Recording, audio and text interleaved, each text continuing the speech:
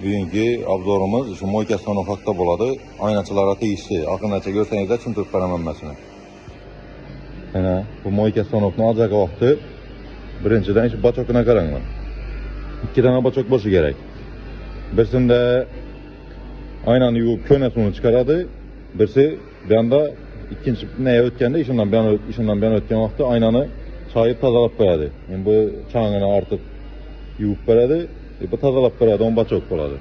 Keyin mana aralığı uzunları bor, aralık ullu bo'ladi. Bir taxminan 7-8 santi bo'ladi aralığı.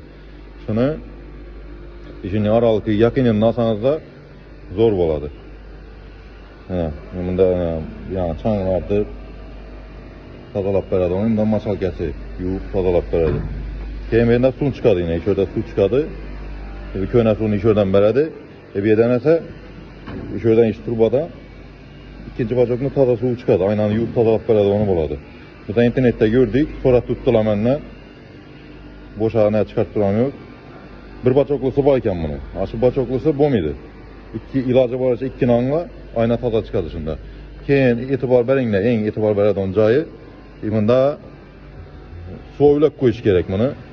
Suv ulab qo'yasizdan bu yoqda obrotkasi bor. Suv chiqib ketadigan joyi bor teyinda. Aşı suv chiqib ketib tursa, üstüne su gelip tursa, vaqtlarınızı ekonom etken bo'lasiz da. Doğru suvni ochib berasa, ko'na suv chiqadi. Keyin tozani ochib berasa, toza suv keladi, moyka taptoza bo'lib turadi.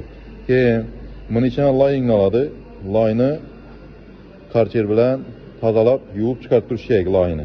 Bunda kamroq bo'ladi, bundan bo'ladi, lekin bunda ko'p laying oladi-da. Karcher bilan tozalab, layni nat turarsa. Napor urib tozalab turaversa. Yani stanokni ahvoli shunday. Endi bu esa pechkasi, aynan moykadan chiqqandan keyin quritib, tozalab beradigan pechkasi ish berishini. Quritadi aynani.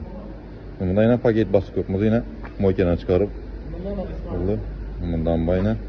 Shuning uchun stanok bo'yicha savollaringiz bo'lsa, beringlar, men javob beraman. Ko'rib kuzatib boraveringlar.